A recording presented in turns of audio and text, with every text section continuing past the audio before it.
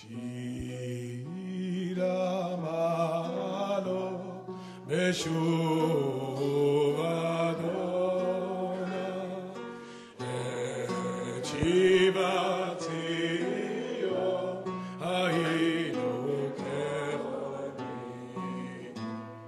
כחולמים אז עמנו צחוק כפינו ולשוננו רינה אז יאמרו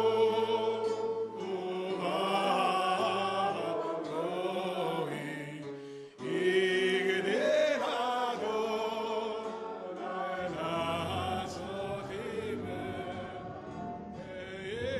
התאספנו כאן לכנס השנתי על שם עודדי ארצי כדי לחנוך את בית הכנסת המשוחזר של קיבוץ גבת שנבנה בשנת 1936.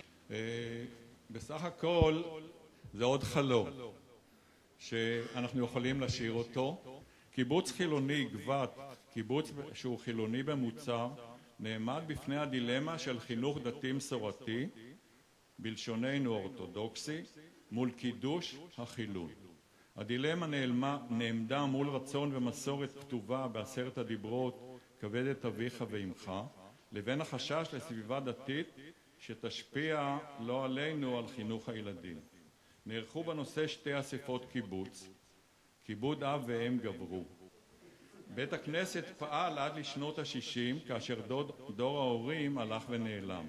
אני כילדה זוכרת את הסידורים ואת הספרי גמרא שאחרי האוכל נמצאים על השולחנות העירומים בלי מפה, רק בשבת הייתה מפה, ואני זוכרת שסבא מנחם היה יושב ומדבר עם הגברים ואני מתחבא בצד ומקשיבה להם כי מאוד אהבתי לשמוע. השילוב הזה של מטבח וחדר אוכל ובית תפילה היה מקום, זה היה בית, והאנשים האלה אם היום אני זוכרת נתנו לי את הבית. אבל בית הכנסת הזה מעלה אותנו ומחזיר אותנו למקורות האמיתיים. המתיישבים באו הנה כי הם היו יהודים, הם לא הלכו למקום אחר, הם באו הנה, באו לציון, ציון זה ארץ היהודים והיהדות זה המקור שמפה הגיעו, ולכן בית הכנסת מסמל מבחינתנו לא רק את 100 שנים התיישבות אלא את השורשים האמיתיים של אלפי שנים פה בארץ שלנו.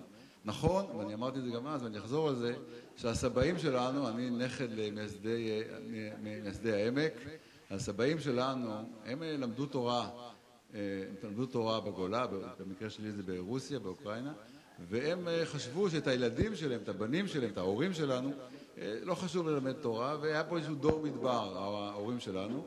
הנכדים, אני שמח, מתחילים לחזור, וראינו את זה בפעילות הענפה, של הקבלות שבת, ויש פה קהילות שלומדות ומחדשות חזרה אל היהדות. אני מזמינה את הרב שלמה רענן מעמותת איילת השחר, שהוא התורם המרכזי לשיקום בית הכנסת ושחזורו. כולנו בחלום אחד גדול. אני ראיתי כדבר ראשון במעלה ליצור מסגרת שבו עם ישראל כולו יוכל להרגיש חלק. אחד הדברים שאני מייחל זה שאותם צעירים שהשותפות שלהם נכון לעכשיו לא כל כך ניכרת, אבל אותם צעירים יחושו שהמוסדות הקהילתיים, המסורתיים, התרבותיים שלנו זה חלק מהנוף התרבותי שלהם גם. הגישה שאומרת מדינת ישראל תהפוך למדינה חרדית כי היא תגדיל את האוטוסטרדה וכי יבנו בית כנסת בכל מעוזי החילוניות, זהו חיזיון שווא. בדיוק כמו שזה חיזיון שווא לחשוב שאם יש לנו הייטק אז נשלח את החרדים להייטק וכולם יהיו חילוניים. אין תינוקות שבויים בעם היהודי.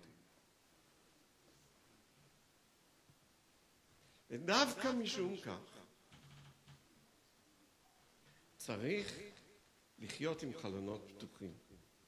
אנחנו מדברים פה בדיאלוג בין תרבותי חשוב, שכל אחד יכול ללמוד המון מהשני, אבל דיאלוג. ולי יש תחושה היום שפעם ראשונה, אחרי הרבה מאוד שנים, יהודים כמונו שגדלו פה בעמק, יכולים לקיים חיים יהודיים רחבים ומלאים, שיש בהם את עוצמות הריבונות, על כל הגוונים היפהפיים של הדבר הזה, ויש בהם את העדינות הגדולה של עמדת נפש של ענווה בעולם. אני רוצה לברך שבתי הכנסיות בישראל יהיו מקום שוקק תפילה, אבל שהתפילה הזאת תהיה תפילה של כל היהודים שחיים בישראל, לא חייבים ביחד, כל קהילה בדרכה, ושאפשר יהיה לבטא בתוך המרחב הציבורי הזה, פעם ראשונה אחרי הרבה מאוד שנים, ריבונות שיש בה עוצמה, שיש בה כוח, ועדינות שיש בה פגיעות, ויש בה חוסר אונים, ויש בה אי ודאות, כמו שאדם באמת חי את חייו.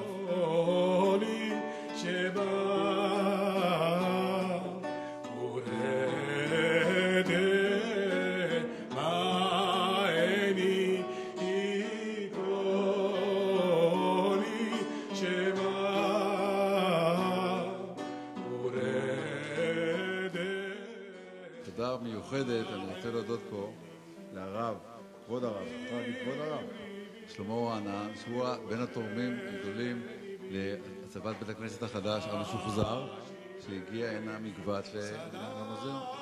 מגיע לו. אני מקווה שזאת הייתה פתיחה להמשך פעיל של בית הכנסת המשוחזר. אני יכולה להגיד לכם שכבר בשבוע הבא יהיו שם מעל 200 תלמידים שיבואו לקבל ספר תורה ויודרכו על ידי צוות המוזיאון. המקום לא יעמוד ריק, הוא יהיה מלא פעילות כל הזמן. תודה רבה וערב טוב.